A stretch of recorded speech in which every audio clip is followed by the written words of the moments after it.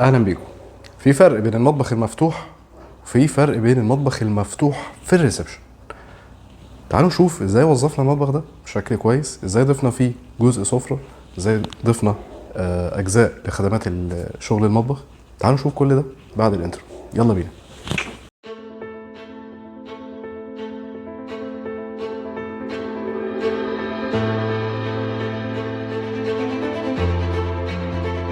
Artlist.io.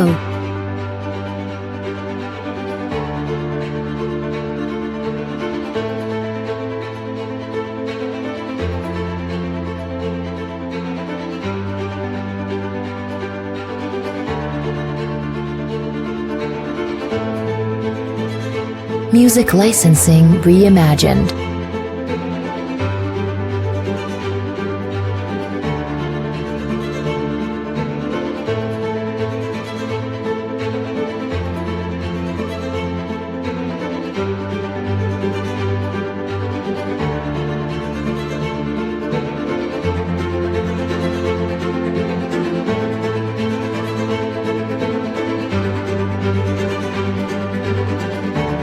Artlist.io.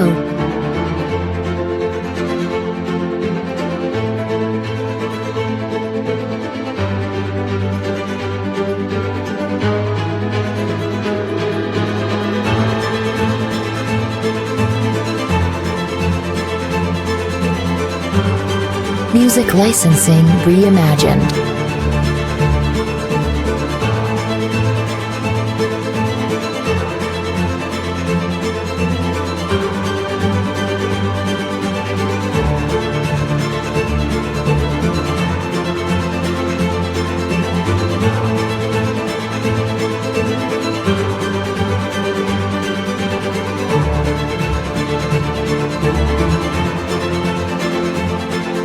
Artlist.io.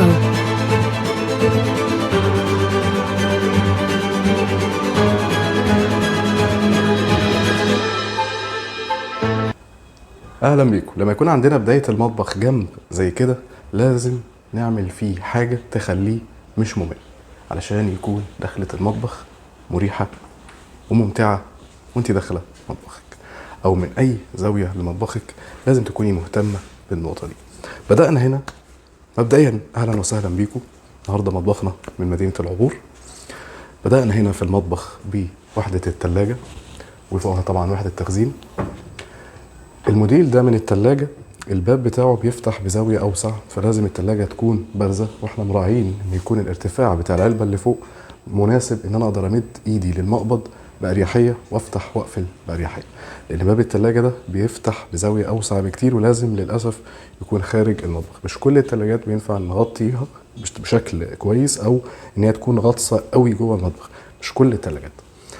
بعد كده خدنا هنا دولاب للميكرويف وتحته دولاب لأدوات النظافة بالشكل ده، مع رفوف طبعا تخزين وجزء الاكسسوار بتاع تعليق المقشات وهكذا. بعد كده جزء الميكرويف، بعد كده وحدة تخزين علوية بالشكل ده. بعد كده عندنا الوحدات السفلية. بدأنا بوحدة صغيرة كده في الأول، وبعد كده خدنا هنا ضلفتين للكورنر. بصوا الكورنر يعني حظنا النهارده فيه فرش إلى حد ما، ولكن بصوا الكورنر واسع ازاي، واخد حاجات كويسة. كمان المطبخ ده معمول مفصلة العقرب اللي بتفتح بزاوية واسعة سوفت كلوز. بعد كده هنا خدنا في الجزء العلوي طبعا ضلف التخزين في البداية هنا، وبعد كده جزء الكورنر اللي خليناه كله قطعة واحدة. ضلفة هتفتح شمال، ضلفتين هيفتحوا بالشكل ده على اليمين. اصبح عندي كورنر ضخم اقدر استخدمه وارتبه براحتي، مساحة دخول كويسة جدا، الكورنر كله مكشوف بأريحية. طبعا هنا عشان عندنا عمود فخدنا الجزء ده كده، وبعد كده خلينا برضو بتاع الرخام يعمل لنا جزء رف هنا بحيث ان انا استغله ككافي كورنر في المطبخ. بيدي شكل كويس وفي نفس الوقت بيبعد لي حاجه الشاي حاجه القهوه عن البهدله المطبخ وهكذا.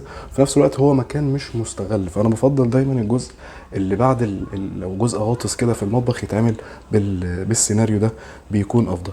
بالمناسبه الرخام هنا مش من اعمالنا، تمام. هنا عندنا وحده تخزين اللي هي يعتبر نصها ظهره العمود، وبعد كده خدنا وحدة ادراج الخضار في اكتر مكان مناسب التهوية في بداية دخول المطبخ وتحت الشباك، فيعتبر انسب مكان في المطبخ. بعد كده هنا خدنا ضلفة الانبوبة لان المطبخ لسه ما دخلش فيه غاز، طبعا مجهز الرف بتاعها في حالة دخول الغاز نقدر نشغل الغاز عادي ونستخدم العلبة بأريحية. تقسيم معالق وشوك شمال البوتاجاز في وحدة الادراج الرئيسية، ادراج للرفايع بالشكل ده. يفضل دايما وحدة الادراج تبقى اقرب نقطة للبوتاجاز، دايما الحاجات اللي بتطلع لبره اريح في الاستخدام. تعالى كده يا محمد من جوه. عندنا هنا ترولي الزيت، طبعا ترولي الزيت التفصيل بتعمل خشب، بيتعمل من نفس الميجر ونفس التفاصيل خاصه بالمطبخ، بيكون افضل وبيبقى معايا اوبشن ان انا اوزعه براحتي او اقسمه براحتي او على حسب طلب العميل، ولكن ده الشكل العام ليه. بعد كده عندنا ضلفتين تخزين في الاخر كمساحه تخزينيه كويسه للمطبخ. طبعا مطبخ مفتوح، عندنا ضلفتين نيش يخدموا الريسبشن. ده كده الشكل او الجانب الوظيفي للمطبخ او الجانب التخزيني في المطبخ. تعالوا بقى نتكلم عن مساحات الرخام اللي احنا قدرنا نوفرها، بغض النظر عن ان التقسيمات دي برضو بتساعد في ديكور المطبخ وفي شكل العام للمطبخ. عندي مساحة رخام كويسة جدا على يمين البوتاجاز كويسة جدا، وعندي مساحة رخام كويسة جدا على شمال البوتاجاز. كل ده انا ظهري الحوض ورخام كويس حواليه.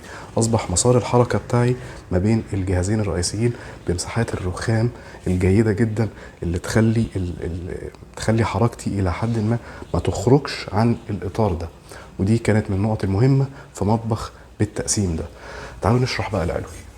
عندنا هنا وحده تخزين في الاول بالشكل ده. بعد كده ميزنا طبعا مكان البوتاجاز ضلفتين ازاز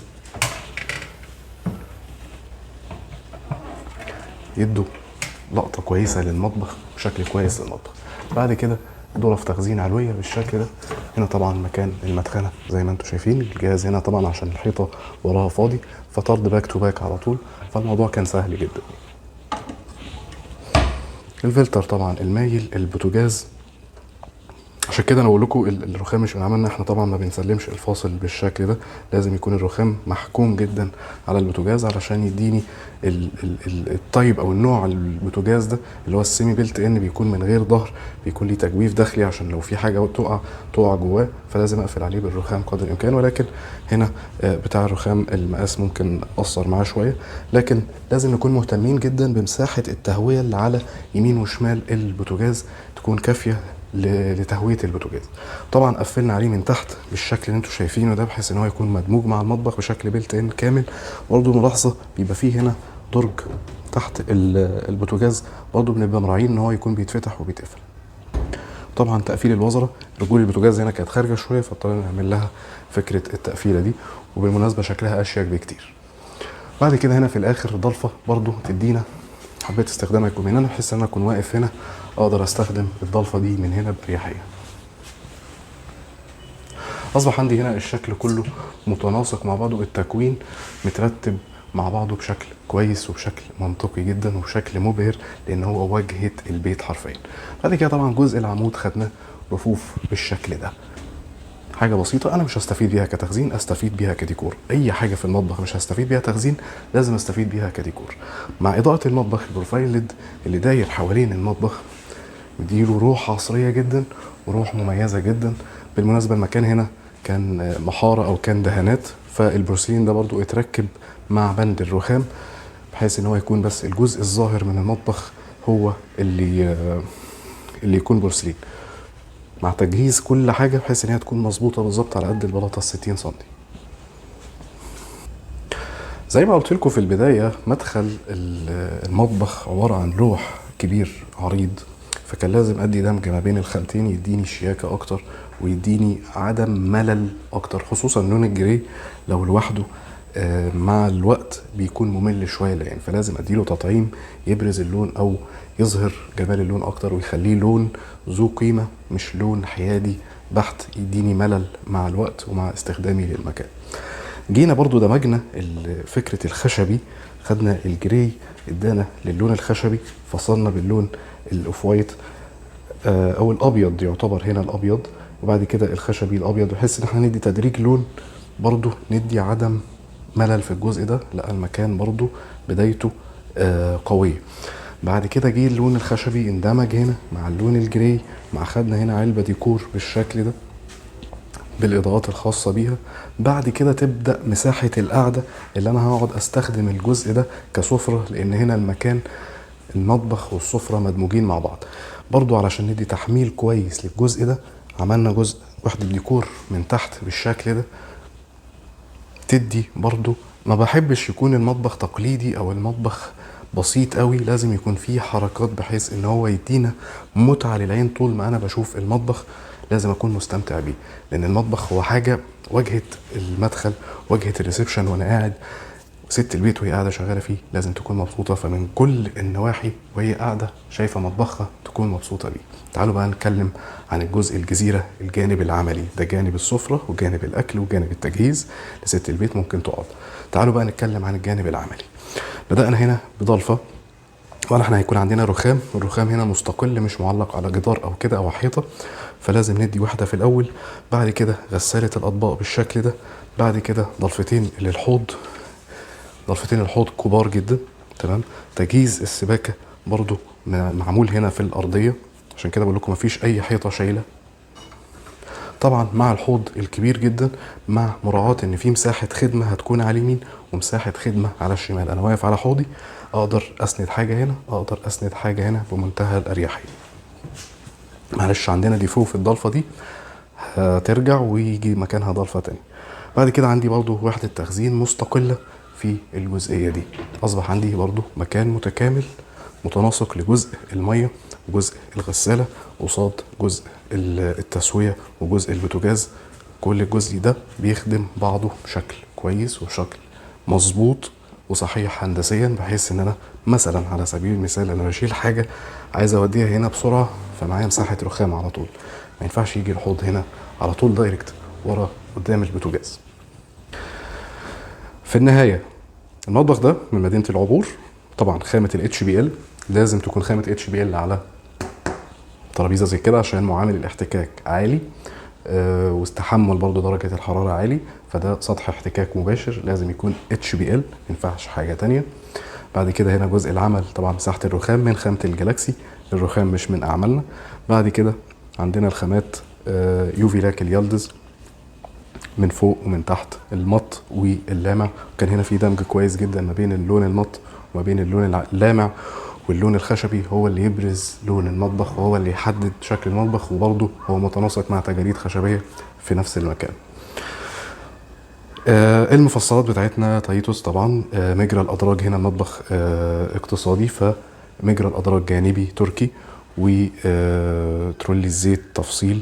يعني يعتبر دي الخامات الرئيسية المطبخ. طبعا الكونتر كينج شرقاوي بأعماق 62 سنتي للوحدات السفلية. طبعا وحدة الجزيرة بتكون أكبر، بتكون 75 سنتي، وبعد كده الوحدات العلوية بتكون 37 سنتي كعمق. دي أكبر أعماق في السوق أي حد يقدر يشتغل بيها. بس ده كان مطبخنا النهارده مدينة العبور. اتمنى ان شاء الله اشوفكم في مطابخ جديدة في اماكن جديدة بافكار جديدة وافكار احلى. شكرا ليكم وشكرا للتابعتكم. مع السلامة.